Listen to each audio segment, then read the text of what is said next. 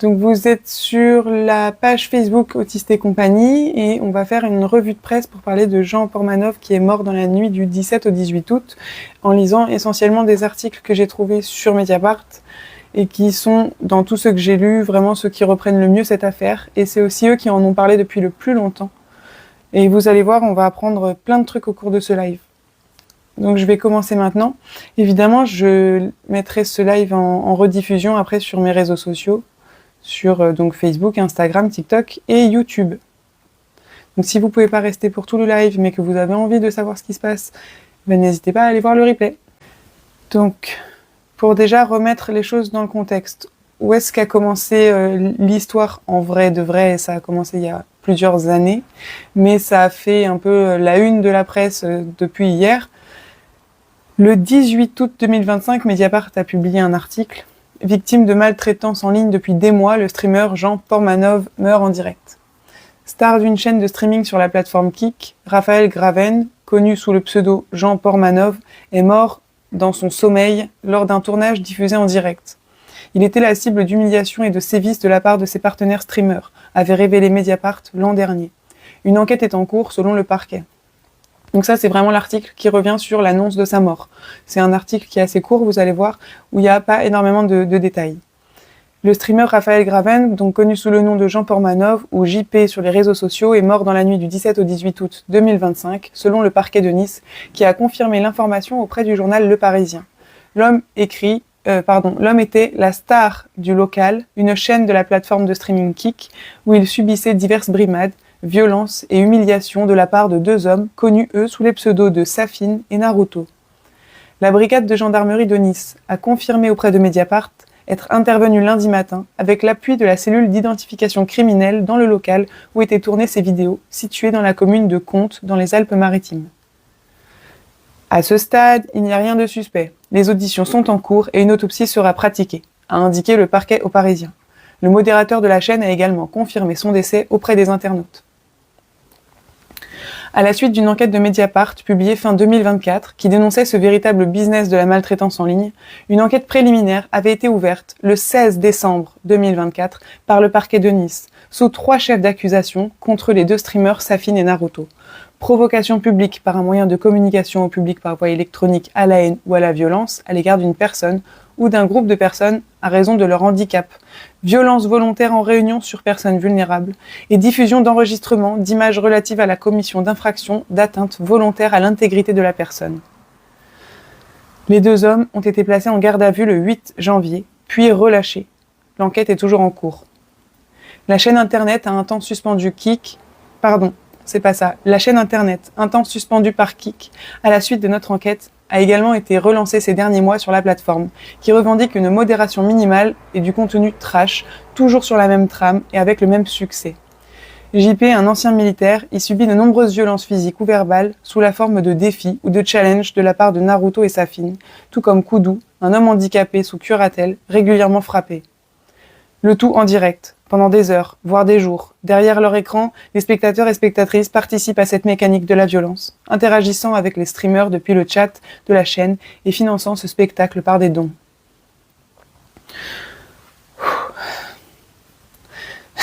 Brutale interruption de la chaîne après le décès. Dans un retournement macabre de la situation, la mort de Raphaël Graven a d'ailleurs, elle aussi, eu lieu en direct, avant que la plateforme Kik n'interrompe brutalement la diffusion. Sur les images diffusées sur les réseaux sociaux, dont la rediffusion n'est plus disponible sur la plateforme Kik, on voit ainsi Jean Pormanov, allongé et immobile, entouré d'autres personnes qui semblent endormies. Un compteur indique 298 heures, suggérant que le direct dure depuis 12 jours. On distingue le dit Naruto qui se lève, tente de réveiller Jean Pormanov et s'inquiète que celui-ci ne réponde pas avant de mettre fin au direct. À 10h30 lundi matin, sur le forum Discord où se rassemblent les fans du local, les messages inquiets affluent après l'interruption du direct. « Il y a vraiment un problème, je crois », signale l'un, tandis qu'un autre assure que JP ne bougeait plus depuis un moment. Alors que plusieurs membres du forum se demandent ce qu'il se passe, l'un d'eux raconte que JP a fait une sorte d'étouffement dans son sommeil et qu'il est resté une 40aine de minutes sans bouger du tout, pendant que les autres membres du collectif dormaient. Au fil des minutes, dans la matinée, l'appréhension gagne les membres du forum, qui suggèrent à ceux qui habitent à Nice de se rendre au local, d'où le groupe diffuse ses directs. À 11h09, un administrateur du forum annonce qu'il y a eu un souci avec JP. Quand Owen a essayé de le réveiller, il ne répondait pas, explique-t-il, avant d'appeler à ne pas diffuser de rumeurs sur son état de santé. 6 minutes plus tard, alors que les vidéos des derniers instants du direct se multiplient, ce canal de discussion est bloqué par les administrateurs. Sur d'autres parties du forum, un internaute annonce en début d'après-midi que la criminelle est devant le local. Message accompagné d'une image de voiture de la gendarmerie qui alimente encore l'inquiétude et les rumeurs. À 17h13, un modérateur du forum poste sur les canaux de discussion le message diffusé par Naruto sur son compte Instagram, dans lequel celui-ci officialise la nouvelle. Malheureusement cette nuit, JP, Raphaël Graven, nous a quittés, écrit-il. Je vous demande à tous de respecter sa mémoire et de ne pas partager la vidéo de son dernier souffle dans son sommeil, ajoute-t-il. Je trouve ça vraiment scandaleux en fait qu'il appelle à respecter sa mémoire, sachant qu'il est une des causes de sa mort. Quelques heures avant son décès, Raphaël Graven était une nouvelle fois la victime de sévices diffusés en direct. Sur des images retrouvées par Mediapart, on voit par exemple Naruto déguisé en Batman lui asséner une claque alors qu'une horloge affiche 23h55, provoquant la colère de Raphaël Graven avant de frapper à nouveau à plusieurs reprises, quelques minutes plus tard, tout comme d'autres participants du direct. Interrogée sur ce décès, la plateforme Kik France n'a pour l'heure pas répondu à nos questions. Donc c'est un article de Mediapart écrit par Mathilde Goanek et Yumni Kezouf et je vous invite à vous abonner à Mediapart.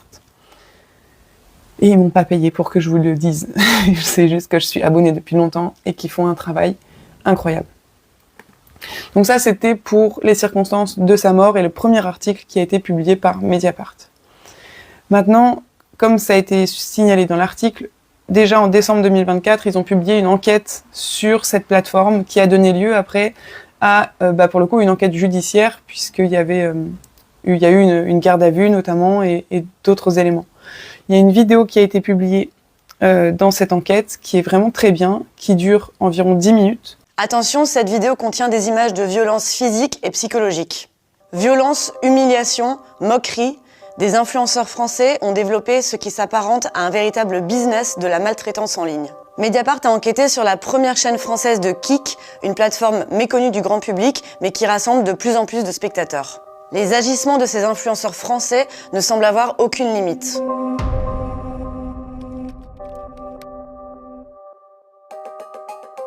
La chaîne Jean Portmanov est la première chaîne de Kik France. Avec 160 000 abonnés, elle se hisse régulièrement dans le top 10 mondial. Elle est principalement animée par 4 hommes, des Monsieur Tout-le-Monde, Naruto et Safine, qui se disent issus des quartiers populaires niçois, et 2 souffres-douleurs, JP, pour Jean Portmanov, un ancien militaire, et Koudou, un homme handicapé, ancien fan, qui les a rejoints en début d'année. Venus de l'univers du jeu vidéo, Naruto et Safine ont peu à peu abandonné les diffusions de parties en direct. Sur Kik, ils ont changé de concept. Il s'agit désormais de violenter quotidiennement JP et Koudou. Bienvenue dans la chaise électrique.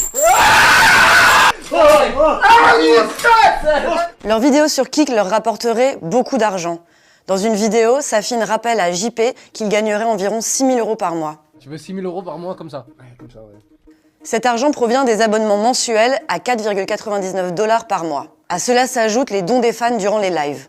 En étudiant 3 directs au cours du dernier mois, Mediapart a pu estimer les revenus issus des dons à environ 13 000 € pour le mois de novembre.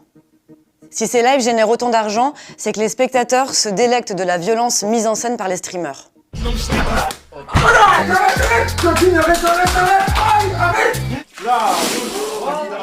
Contacté par Mediapart, le streamer Naruto répond. C'est vrai qu'on jette un peu de peinture, on se maintient un peu.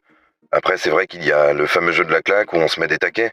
Mais généralement, Safine et moi, on ne met jamais de gros taquets. Ok, donc là, il vient de dire Safine et moi, on met jamais de gros taquets. Et juste après, il y a un plan où on voit, je sais pas lequel des deux c'est, mettre une énorme gifle à un des streamers et le gars tombe par terre. Dans le milieu des streamers, cette escalade de l'humiliation choque. Nous avons tenté d'en contacter plusieurs. Certains ont refusé, disant préférer se tenir loin de la plateforme Kik. Un seul streamer a accepté, sous couvert d'anonymat, pour éviter les représailles des fans de la chaîne. Cela fait 1 an qu'il constate un engrenage. J'ai l'impression que les coups se font de plus en plus violents, que les concepts sont de plus en plus poussés. Et même s'il y a beaucoup de gens qui vont s'offusquer de ça, on sait très bien qu'il y a quand même une minorité qui va quand même vouloir voir ce qui s'y passe. Et je pense que ça s'auto-alimente. Et ce qui me choque aussi, c'est l'utilisation de personnes qu'on peut considérer fragiles, voire handicapées. Après, ils vont toujours présenter une image bienveillante de ça en disant que c'est eux qui gèrent financièrement Koudou, JP Portmanov, mais ce qui instaure vraiment une emprise la plus totale. Dans le chat s'égrènent des dizaines de messages par minute de la part de spectateurs qui ciblent JP et Koudou. Certains messages interviennent même sur le déroulé du direct. Bon, tabasser à mort JP, on se fait chier. Ok, vas-y, ça finit au milieu. On fait ce qu'ils veulent. Arrête de te mettre, compte le chien. J'ai l'impression qu'on a affaire à un public assez complice qui vont pousser à la violence. Il faut savoir que sur la chaîne, on peut faire des dons et chaque don va déclencher une alerte sonore qui va lire le commentaire des donateurs. Tiens, JP, 4 €, tu pourras te les foutre dans le cul. Donc on est clairement une communauté assez complice et assez engagée autour de ces maltraitances. Cette communauté très fidèle peut dépenser jusqu'à 50 € pour faire s'afficher une insulte en direct. Le streamer Naruto estime qu'il ne s'agit là que d'une minorité de fans. Mais vous savez, le chat, c'est une minorité, ça représente même pas 5 à 10% des gens qui participent. La plupart des membres de notre communauté sont des pères de famille avec des enfants. On en a déjà rencontré plein, des gens qui disent Kotorep ou qui s'amusent avec JP, avec sa mère. C'est des personnes adorables qui adorent JP, qui adorent Koudou, qui veulent juste voir leur réaction. Waouh, alors moi ça me met vraiment en colère. Genre non mais les fans, les gens qui sont violents dans les commentaires, c'est que 5 à 10% des gens et la plupart des abonnés, c'est des bons pères de famille. Non mais d'où les bons pères de famille peuvent pas aimer voir de la violence en fait. Ça vraiment c'est un faux argument. Ça me met très en colère. Des fans vont même jusqu'à se déplacer dans les locaux de la bande dans les hauteurs niçoises. Certains sont choisis pour apparaître dans les lives. Cet homme-là, tout de suite, j'ai pensé à lui parce qu'il n'est pas comme les autres. Et ça, vous savez que j'aime bien les mecs qui sont pas comme les autres.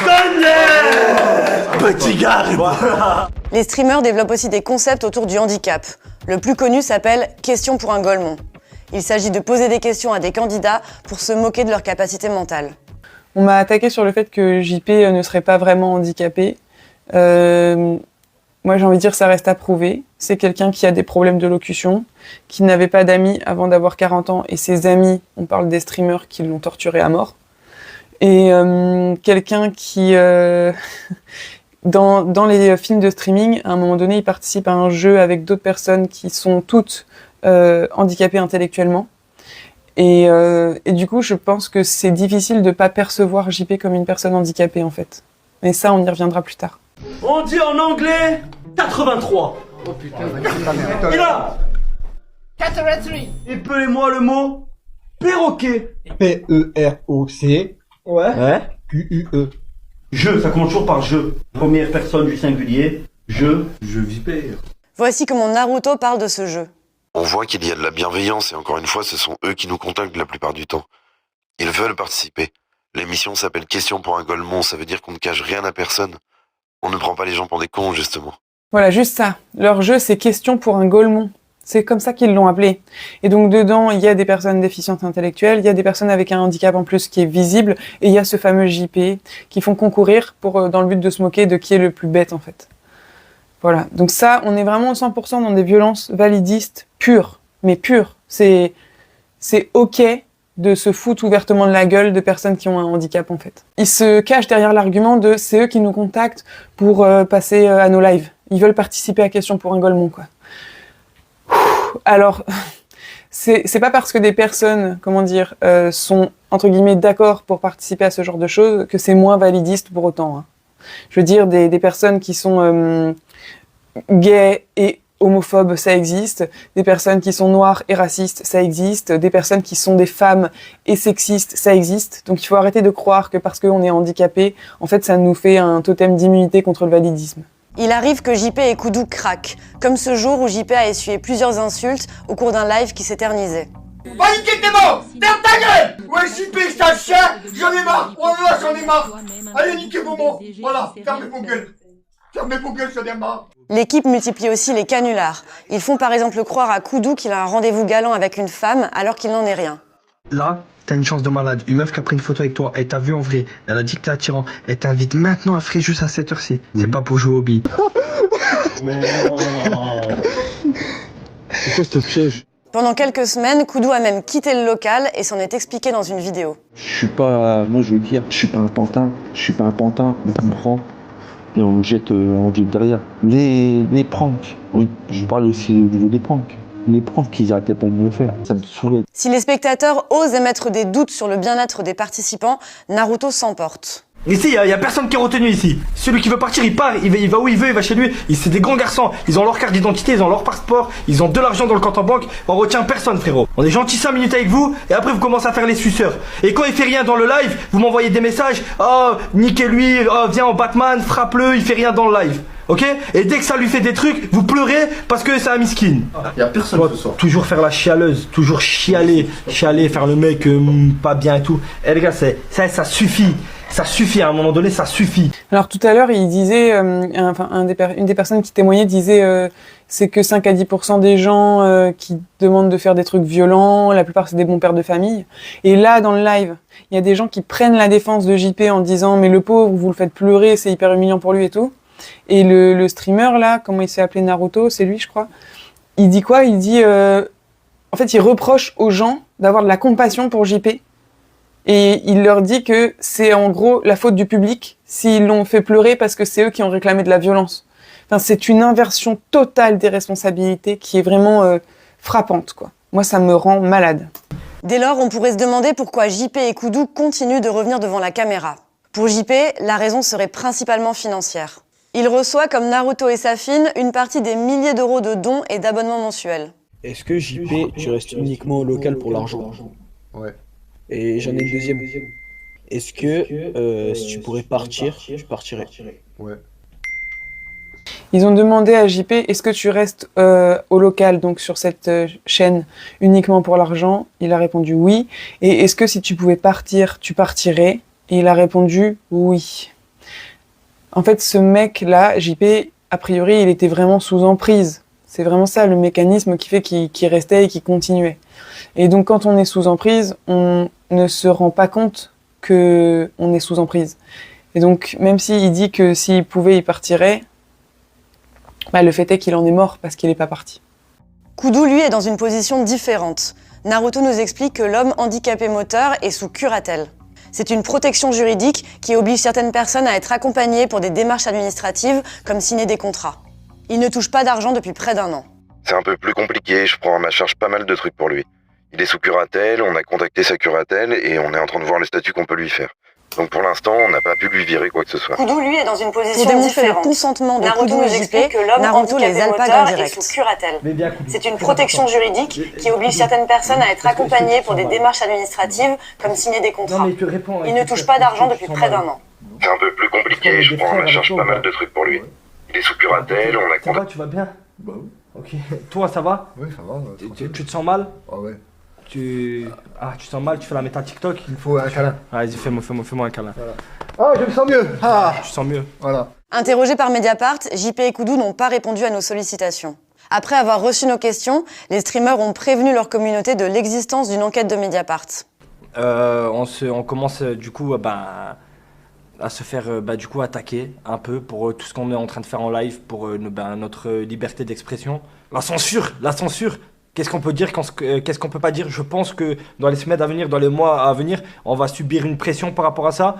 En fait, ce qu'ils n'arrivent pas à comprendre, c'est que le vrai harcèlement, toi tu le subis pas. Là, il s'adresse à JP. Il lui dit le vrai harcèlement, toi tu le subis pas. Écoutez la suite, c'est vraiment horrible.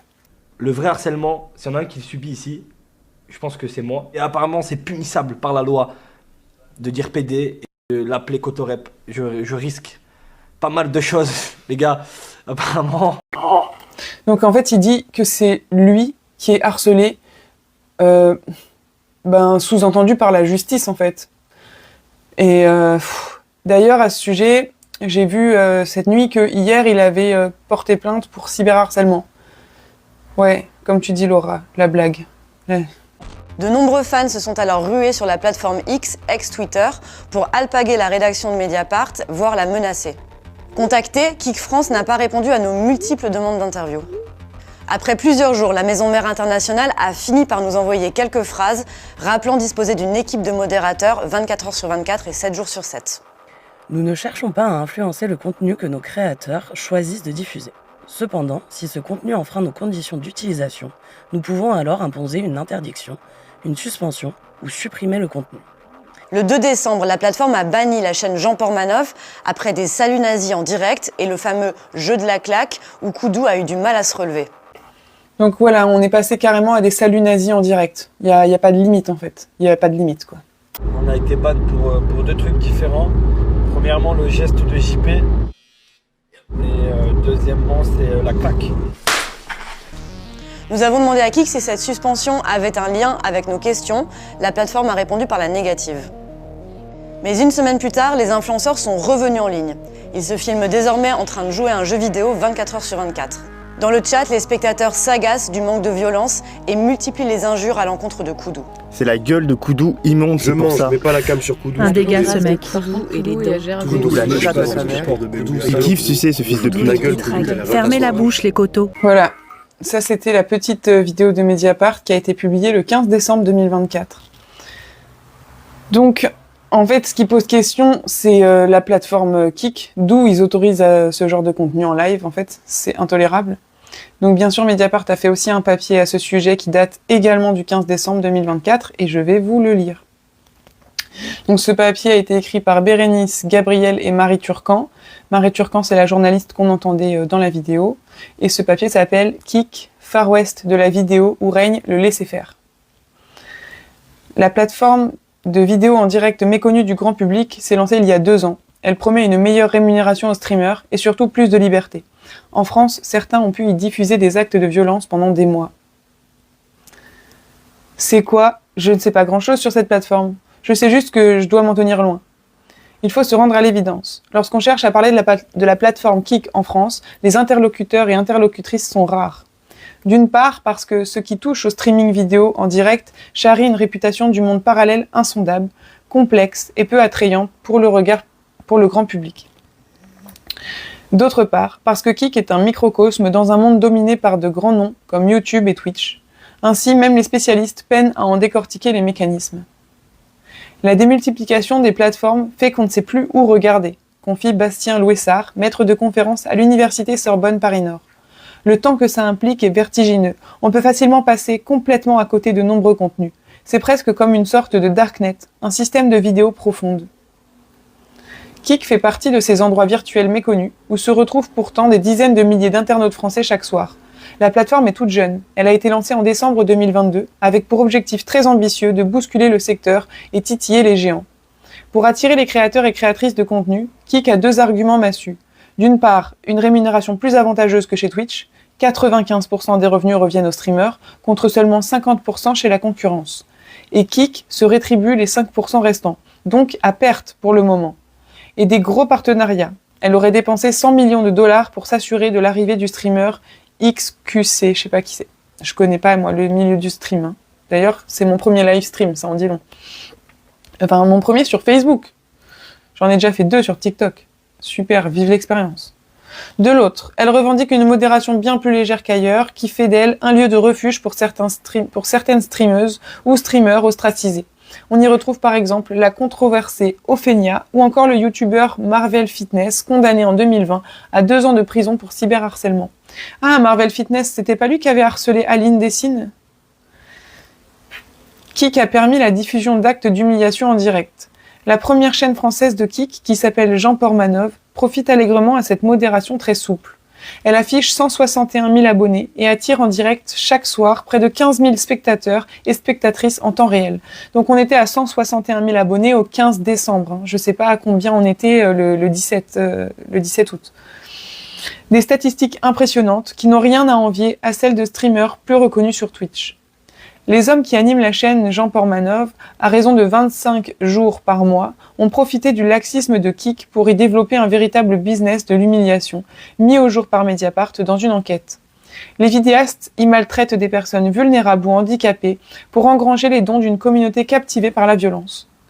On sait très bien qu'on ne ferait pas long feu sur Twitch, a assumé l'un des gérants de la chaîne au cours d'un entretien téléphonique avec Mediapart.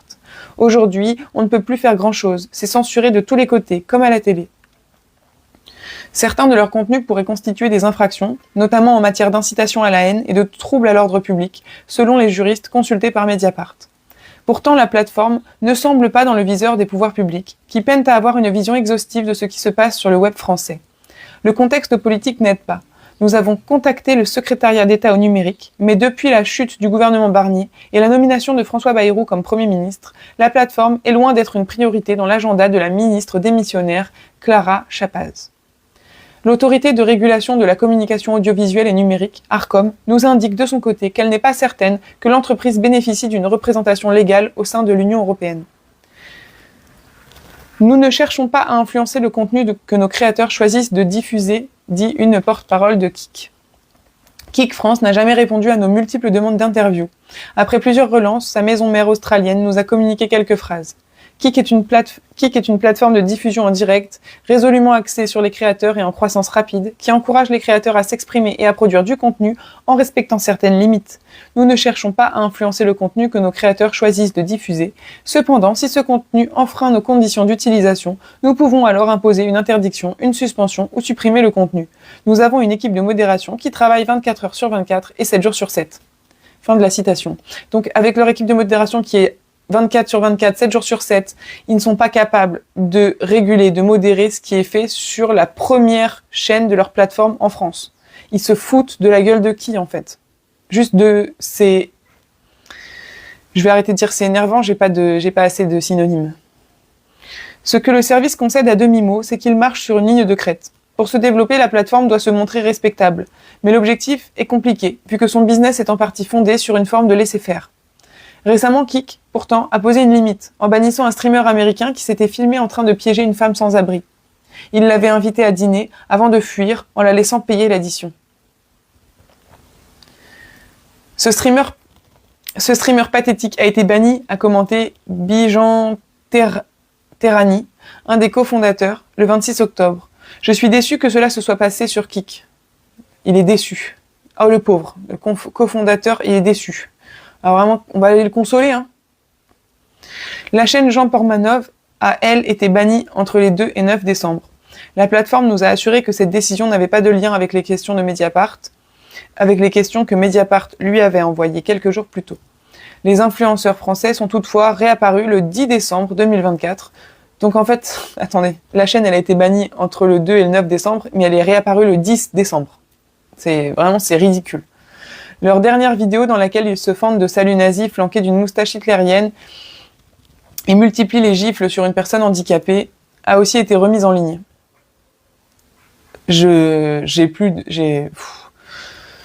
Coïncidence, après de nouvelles questions de Mediapart à Kik à propos de cette vidéo, elle a été retirée. Décidément. Des liens forts avec les jeux d'argent en ligne. Tiens, comme c'est bizarre. Kik émane d'une industrie dont les décideurs publics se méfient, les jeux de casino en ligne. Le service a été lancé par les cofondateurs de Stake, un des leaders dans les paris sur le web depuis 2017. Pas la peine de taper ce nom dans un moteur de recherche car Stake a été banni en France, comme en Italie, au Portugal, aux États-Unis, en Syrie, en Turquie. Au total, une 50aine de pays l'interdisent sur leur territoire, soit pour des questions religieuses, soit dans le cadre de la lutte contre l'addiction aux jeux d'argent. Non mais c'est fou quoi. C'est complètement dingue. Hein. Des streamers sont tout de même parvenus à diffuser des parties de casino en ligne pendant près de 18 mois en France, jusqu'à ce que Kik se fasse attraper par le col. En mai 2024, la filiale française a annoncé devoir se mettre en conformité avec les exigences réglementaires spécifiques aux communautés francophones et interdire les streams de jeux d'argent. Depuis le succès de la plateforme en France, je vais reprendre cette phrase. Depuis, le succès de la plateforme en France ne repose plus que sur une poignée de chaînes qui engrangent des centaines de milliers de vues cumulées par mois. Dans ce contexte, Kik peut-il espérer prospérer ? Pour Bastien Louessard, il y a des chances que le service de diffusion en streaming doive progressivement rentrer dans le rang, s'il veut tenir sur la longueur. toutes les plateformes se sont lancées dans une logique assez libre, une sorte de Far West où on accepte un peu tous les contenus et où on met en avant le côté bricolage, un peu cheap. Puis souvent, elles se polissent et introduisent de nouvelles exigences, pas forcément à cause de la modération, mais pour être davantage compatibles avec les exigences des annonceurs. Alors ça, c'est vraiment comment on dit ? Le marché libre du capitalisme appliqué aux vidéos. Genre, ça va s'auto-réguler tout seul, le truc. Ils sont complètement malades. Et après, c'est nous qu'on traite de malades. Sérieusement. Depuis le début de notre enquête, la chaîne de Jean Portmanov a bifurqué vers un nouveau concept, Exit, les actes de violence. Il tente désormais de finir un jeu vidéo à plusieurs. Les spectateurs semblent surpris par ce virage. Ils multiplient les insultes dans le chat et enjoignent aux influenceurs de se frapper à nouveau. Chasser le naturel, 3 petits points. Donc merci Bérénice Gabriel et Marie Turcan pour cet article qui a été publié en décembre 2024. Je le rappelle, c'était le 15 décembre 2024. Donc on apprend dans cet article qu'ils ont même essayé de prévenir le ministère qui était en charge à l'époque et que rien n'a été fait parce qu'on était en plein changement de gouvernement. Super, vraiment super. Il faut franchement rester calme quand on découvre cette affaire et qu'on lit tout ce qui s'y passe. Sachant que, en plus, c'est vraiment un des trucs au cœur de leur chaîne, c'est de se moquer des personnes qui sont handicapées, de s'en moquer ouvertement, en leur donnant des surnoms qui sont hyper humiliants. Appeler quelqu'un Cotorep, je sais pas si vous avez la référence, j'avais cherché ce que c'était Cotorep parce que je connaissais pas, mais je vais le refaire, Cotorep. Et je vais vous lire. Les Cotorep, ce sont les commissions techniques d'orientation et de reclassement professionnel chargées d'évaluer les aptitudes des personnes handicapées afin de les orienter et éventuellement de leur accorder des aides financières et sociales. Donc ça se situe depuis 25 ans au cœur des dispositifs d'insertion sociale. Donc voilà, c'est comme ça qu'ils s'amusaient à appeler les personnes handicapées sur leur chaîne, les Cotorep. Et c'est un truc qui est rentré dans le langage courant.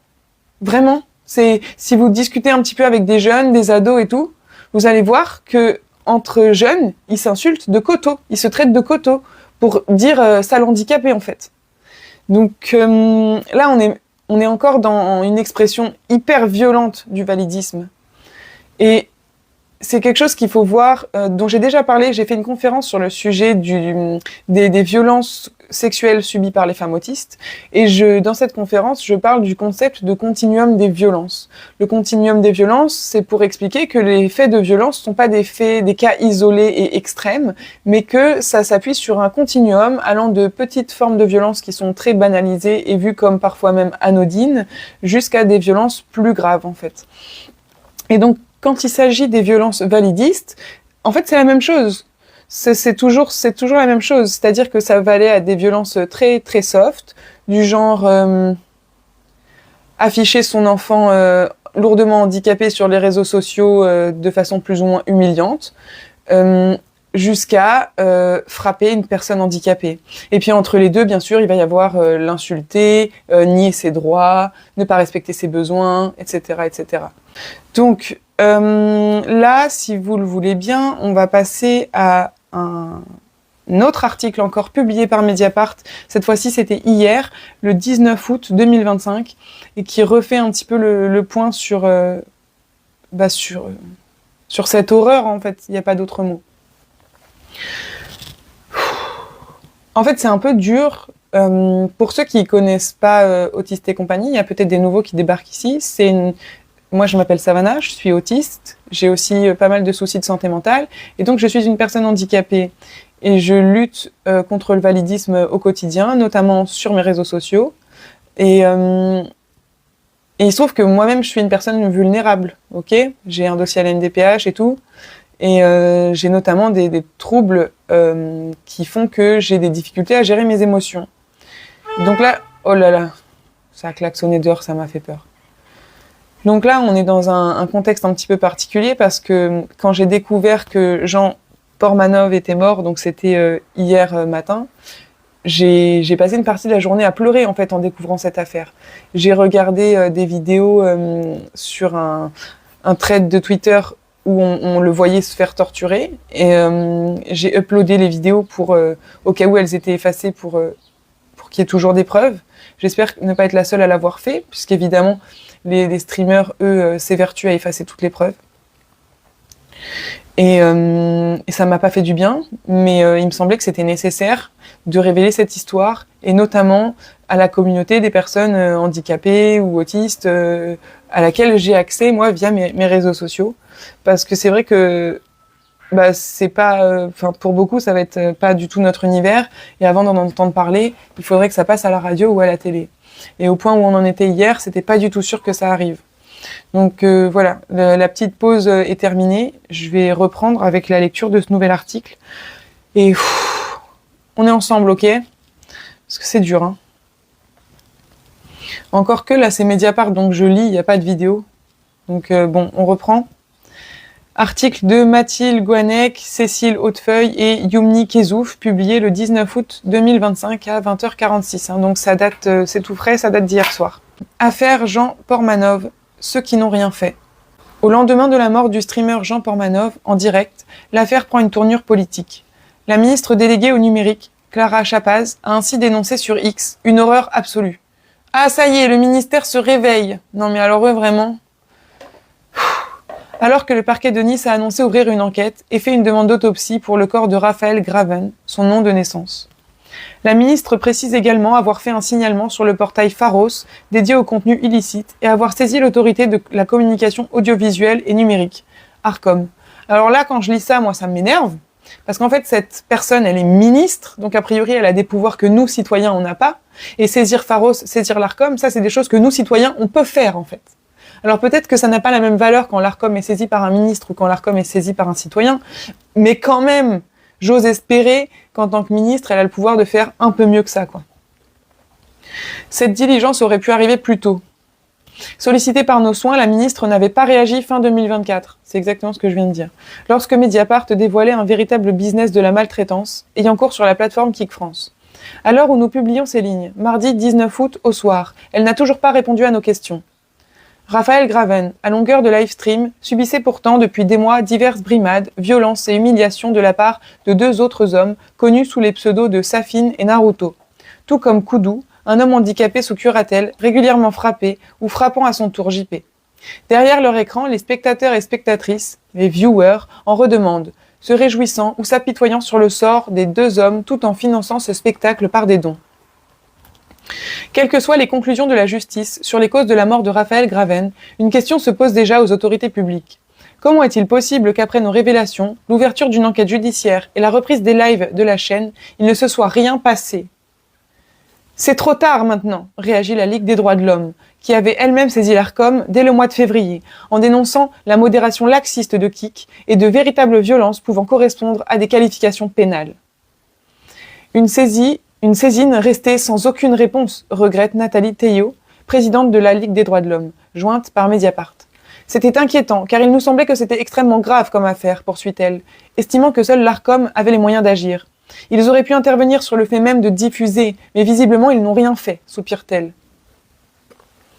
Il faut que je me calme, que je sois pas trop grossière, on est quand même en live, et je peux pas couper au montage, mettre des bips et tout. Sollicité, l'Arcom ne nous a pas précisé quelle suite avait été donnée à cette saisie de la LDH, Ligue des droits de l'homme. Elle indique seulement avoir pris connaissance du décès de Raphaël Graven et affirme s'être, dans le passé, rapprochée de l'Office anti-cybercriminalité, l'OFAC, afin de vérifier si celui-ci a par le passé demandé le retrait de contenu sur Kik.com.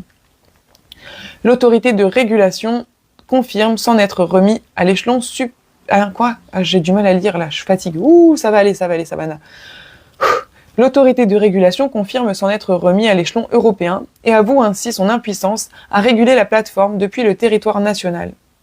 En France, une enquête préliminaire a été ouverte le 16 décembre par le parquet de Nice, sous les 3 chefs d'accusation suivants, contre les 2 streamers Safin et Naruto. Provocation publique par un moyen de communication publique, ça on l'a lu tout à l'heure dans l'article qui annonçait sa mort. Provocation publique par un moyen de communication au public par voie électronique, à la haine ou à la violence à l'égard d'une personne ou d'un groupe de personnes à raison de leur handicap. Violence volontaire en réunion sur personnes vulnérables. Et diffusion d'enregistrements d'images relatives à la commission d'infractions d'atteinte volontaire à l'intégrité de la personne. Les 2 hommes ont été placés en garde à vue le 8 janvier, puis relâchés. Donc ça, on l'a lu tout à l'heure déjà. Cette enquête judiciaire antérieure à la mort de Raphaël Graven est toujours en cours. Le parquet de Nice n'a pas répondu à nos questions sur les moyens mis en place depuis l'ouverture de cette enquête préliminaire il y a 8 mois pour contenir la diffusion et la production de ces contenus. Kik France, quant à elle, n'avait jamais répondu à nos multiples demandes d'interview à l'issue de notre première enquête, se contentant de propos très généreux.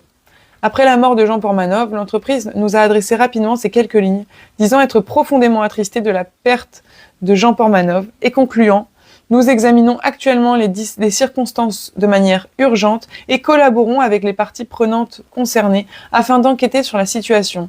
Les directives communautaires de Kik sont conçues pour protéger les créateurs et nous restons déterminés à respecter ces normes sur l'ensemble de notre plateforme. » Donc on se demande quel créateur il protège. Il protège Safin et Naruto ou il protège Jean Pormanov du coup? Moi j'ai l'impression qu'il protège les agresseurs là. Ouais. Après notre enquête mi-décembre, Kik avait banni pour une semaine la chaîne incriminée. Sous la menace d'une procédure judiciaire, son matériel informatique saisi par la justice, l'équipe de streamers s'était envolée quelque temps sur l'île de Malte pour produire et diffuser du contenu sur une autre plateforme avant de rapidement revenir en France et sur Kik. Et la chaîne est très vite retournée à sa ligne éditoriale initiale, l'humiliation. Bon, alors là, on va rentrer dans une partie de l'article qui est encore plus choquante. On va vraiment monter dans le cran, dans l'échelle enfin bon, au bout d'un moment, on peut plus s'indigner, on peut plus se révolter. Qu'est-ce qu'on peut faire? Parce que c'est trop, quoi. Mais je vous préviens juste qu'on va encore monter d'un cran.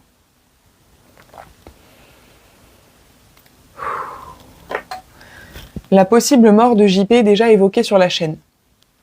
La mort du streamer Jean Pormanov en plein direct était d'ailleurs un sujet régulièrement discuté par les streamers eux-mêmes, qui se questionnaient sur leur responsabilité en cas de décès de leur souffre-douleur. Les gens, ils vont s'en prendre à nous, lance ainsi Naruto dans une vidéo datée du 26 juillet 2025. Au cours d'un échange surréaliste avec son acolyte Safin. Imagine, on est en train de rigoler et tout, et avance ce dernier. Il clams, répond Naruto. En plein live, on est mort. Les deux streamers demandent alors à Jean Pormanov et à 2 autres participants au direct, dont Koudou, de déclarer, face caméra, que s'ils meurent en live, ce sera leur entière responsabilité. Tout en s'exécutant, tous s'exécutent, dont JP, qui se montre dans un premier temps réticent. S'il m'arrive quelque chose en live, bon, c'est mon entière responsabilité, mais pas maintenant, lâche celui qui avait précisé quelques instants plus tôt, j'ai pas envie de crever. Mediapart a pu consulter plusieurs centaines d'extraits vidéo de la chaîne au cours du seul mois d'août 2025. Les membres du local se sont lancés dans un marathon de plusieurs jours de direct, ponctué de nombreux gages dont les victimes étaient souvent les mêmes. On y voit chaque jour Raphaël Graven se faire frapper et humilier à de très nombreuses reprises, tout comme Koudou par d'autres membres du local hilar. Les streamers organisent aussi fréquemment des concours où Koudou et Jean Pormanov doivent se frapper. Le 10 août, Koudou et Jean Pormanov sont filmés travestis dans la rue, portant des pancartes « pipe gratis » et « fellation et gorge profonde ». Le lendemain, Jean Pormanov est montré en train de nettoyer les déjections d'un des membres du local dans les toilettes. Quelques jours plus tard, il est de nouveau filmé, dans la rue, avec une pancarte « JP t'es moche, donnez 1 euro ». L'un de ceux qui tournent les images lui demande « Alors ça fait quoi d'être SDF ?»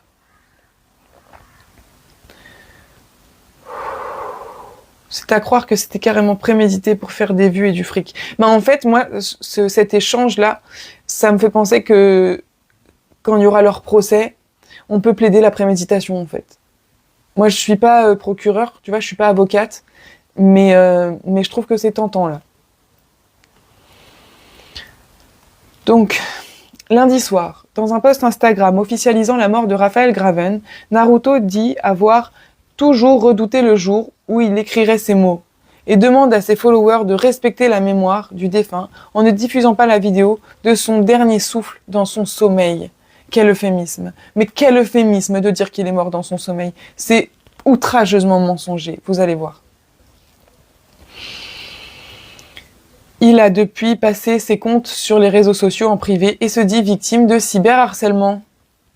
Dans un communiqué, son avocat annonce le dépôt d'une plainte dans les prochains jours auprès du pôle de lutte contre la haine en ligne du parquet de Paris, dénonçant des comportements constituant des infractions pénales en plus de leur immoralité, alors que son client traverse une période de deuil. Oh, le pauvre! On va le plaindre en plus. Parce que son ami est mort, c'est ça? Son ami? Celui qui s'amusait à maltraiter, à humilier tous les jours? Devant des milliers de spectateurs?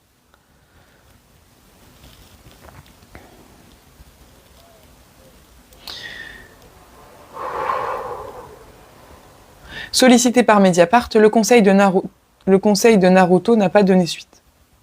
Un contrôle difficile. Qui pour contrôler ce type de contenu, surtout quand ils sont diffusés pendant des mois, des heures durant, occasionnant des centaines de milliers de vues en direct et en replay sur les réseaux sociaux, consultés également par un public mineur. La question, à la lumière du drame qui s'est produit devant les caméras, semble vertigineuse, et elle l'est à plus d'un titre. Le régime juridique qui encadre la responsabilité des hébergeurs de contenu, comme Kik, est issu de la loi pour la confiance dans l'économie numérique de 2004. L'hébergeur est depuis dans l'obligation de modérer, voire de bannir un contenu contraire à la loi qui lui aurait été signalé. Cette modération doit se faire a posteriori, dans un délai raisonnable, et a été pensée pour éviter qu'Internet ne devienne un lieu de toutes les censures. Voilà, donc après, ils discutent vraiment de l'aspect légal, de comment on fait pour supprimer ce genre de contenu, mais c'est pas forcément très intéressant. Je vais arrêter la lecture là de cet article. C'est vraiment choquant, hein. Franchement, je l'ai lu hier soir, l'article, quand il est sorti, mais de le relire, enfin, c'est vraiment... c'est atroce, en fait, c'est abject, j'ai plus de mots. Par contre, il y a un truc qui est sûr, c'est que il faut pas faire d'appel à la haine de ces streamers. C'est-à-dire qu'il faut pas qu'ils puissent se faire passer pour des victimes. J'ai la vidéo que j'ai publiée hier où je lis un thread de Twitter et agrémenté d'images que j'ai floutées. Je l'ai publiée aussi sur YouTube. Il se trouve qu'elle a pété mes statistiques de YouTube. C'était pas prévu. Et j'ai dû fermer les commentaires parce que c'était abject.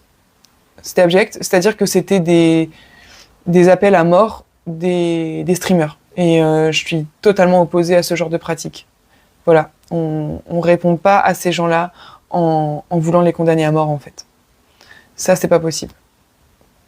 Donc maintenant, j'aimerais vous lire un billet de blog qui a été publié par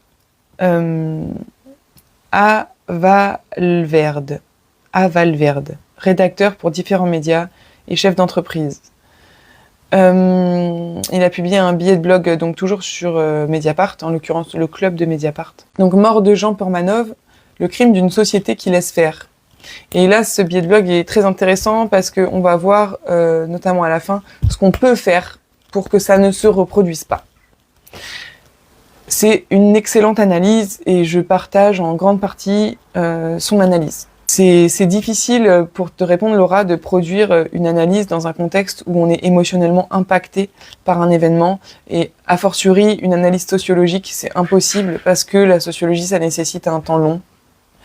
Voilà, pour faire pour avoir une démarche, comment dire, il faut faire un peu d'auto-analyse quand on fait de la sociologie pour réussir à se mettre à distance du sujet qu'on traite ou au moins pour ne pas nier le lien qu'on peut avoir avec le sujet qu'on traite. Et là, pour l'instant, je suis un petit peu trop encore chamboulée émotionnellement pour produire une analyse qui soit réellement pertinente. Je suis entourée de 3 chiens, j'espère que ça perturbe pas trop le son ambiant. Elles dorment, mais elles bougent beaucoup. Voilà. Donc, Mort de Jean Pormanov, le crime d'une société qui laisse faire. La mort de Jean Pormanov n'est pas un fait divers. C'est le symptôme d'une société qui tolère, finance et applaudit la cruauté. Un business de la violence s'est installé sous nos yeux, avec la complicité des plateformes. L'inaction des pouvoirs publics et la passivité d'un public devenu voyeur. Je ne comptais écrire qu'un commentaire sous l'article de Mathilde Goannec et Yumni Kezouf, et puis à force de lire les réactions, de replonger dans les faits, j'ai senti monter une colère que je n'ai plus envie de contenir. Parce qu'il ne s'agit pas ici d'un simple fait divers morbide, mais bien d'un révélateur. Un miroir, sale, obscène, tendu à notre époque, et dans ce miroir, c'est nous que l'on voit. Une mort programmée, pas un accident. Raphaël Graven, connu sous le nom de Jean Pormanov, n'est pas mort en direct. Il est mort à petit feu, sous nos yeux, dans un système où l'humiliation rapporte, où la violence se consomme en live stream, où la douleur devient un business model.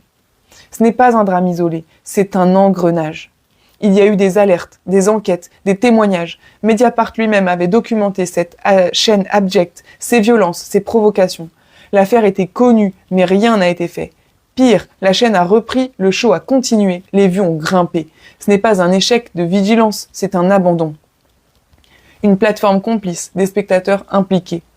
Kik, la plateforme qui hébergeait ces horreurs, ne se contente pas d'ignorer. Elle valorise. Elle attire précisément ce genre de contenu sous couvert de liberté ou de modération minimale. On sait très bien ce que cela signifie. Du sang, des cris, du trash, du cul, tant que ça clique, tant que ça paye. Et puis, il y a les spectateurs, ceux qui regardaient, ceux qui payaient pour chaque claque, ceux qui commentaient, ricanaient ou encourageaient. Ne les déresponsabilisons pas sous prétexte qu'ils ne savaient pas. Ils savaient, ils ont vu, ils ont payé pour voir plus. On ne peut plus dire que c'est le numérique qui dérape. C'est nous, une partie d'entre nous, une société qui, saturée de contenu, cherche toujours plus de sensations, quitte à enjamber la dignité humaine. Responsable mais jamais coupable, où est l'État? Que fait la justice? Où sont les pouvoirs publics? Peut-on laisser des plateformes héberger des snuff streams en pleine France sans que personne ne réagisse autrement qu'après la mort d'un homme? Et encore, il faudra voir combien de temps durera l'indignation. Je sais pas ce que c'est des snuff streams. Je vais aller regarder. Google. Snuff stream. Ah, il y a des choses qu'il faut pas taper dans Google, je crois, non?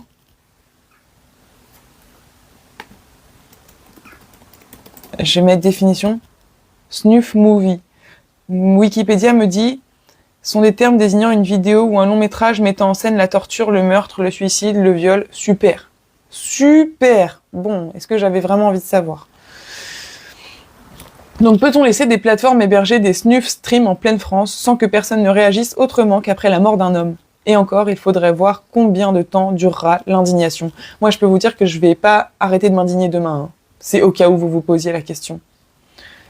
Les responsables doivent être identifiés, poursuivis, condamnés. Pas seulement les bourreaux visibles, mais aussi ceux qui ont organisé, diffusé, monétisé, rendu cela possible. Et si la loi ne suffit pas, alors qu'elle change, il est encore temps. Ce qu'on pourrait faire, vraiment, parce qu'il ne suffit pas de s'indigner, alors voilà ce que, au minimum, il faudrait. Une régulation spécifique des plateformes de live stream avec une responsabilité pénale en cas de diffusion de violences réelles. Une commission parlementaire sur les dérives du streaming extrême avec des sanctions à la clé pour les entreprises concernées. Une responsabilité élargie aux utilisateurs, financeurs, dès lors que des dons sont associés à des actes de violence.